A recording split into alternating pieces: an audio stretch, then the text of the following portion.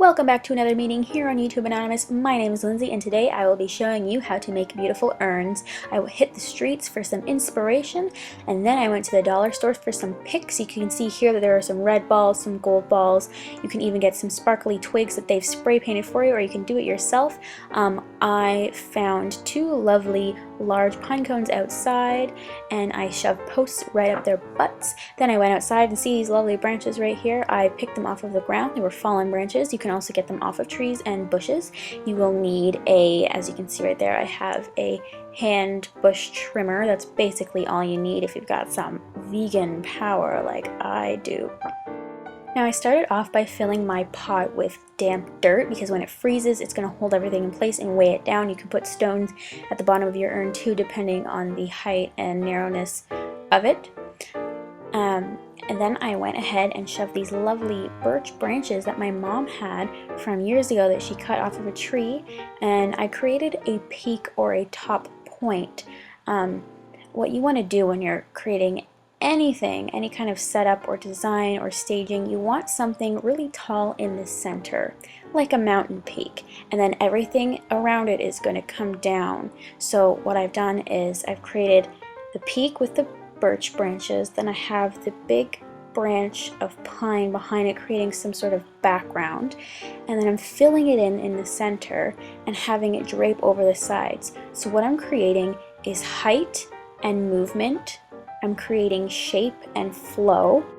I'm also achieving color and texture by using different types of pine. These really vibrant green pine branches that I'm using right here are my absolute favorite. I just think that it is such a pretty type of pine. So everything that I'm explaining to you now, the movement, the texture, the color, the shape, the balance, those are all elements and components of art and design, which are so important when you're trying to make something visually appealing. Not everybody has an eye for it. Some people have to learn these things, and that is okay. That's why I'm showing you this today. You know what kind of surprised me was that I saw at different home hardware stores or Home Depot or even Walmart, you can buy these pre-cut branches and sticks and picks and birch branches for you, and they're probably about $15, $20, $30 to $50 a bundle.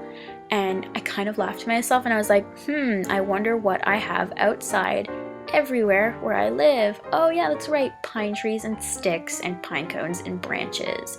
Who knew that those things were just laying around outside and what, free?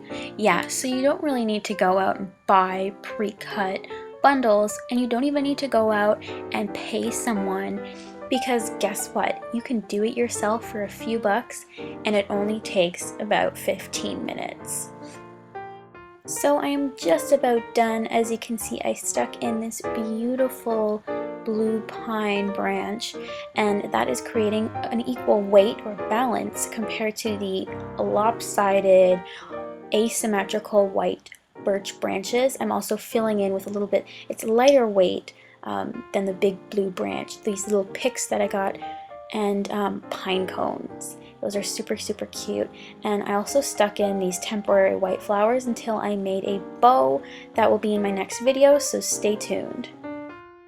And finally, to polish the piece, we want to trim. Yes, we don't want an uncontrollable bush hanging out on the front lawn.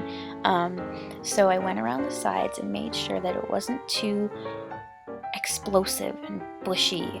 I wanted it to look polished and clean. So I went along the sides, trimmed that up a little bit in the front as well. Of course, yes, we do want it hanging over to have a very luscious appeal to it. However, if it's uncontrollable and messy, that's not very classy now, is it? And I couldn't decide what I want to do with these flowers, but of course I'm putting a bow in later, so I just figured I'll leave it there for now. And I also wanted to fill out the back a little bit more because of my best friend, balance.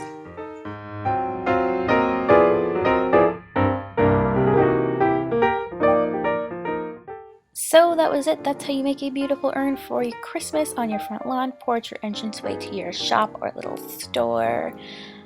If you liked this video, please give it a thumbs up and then share and subscribe to our channel. We put out videos every week, and until next time, you keep watching that YouTube.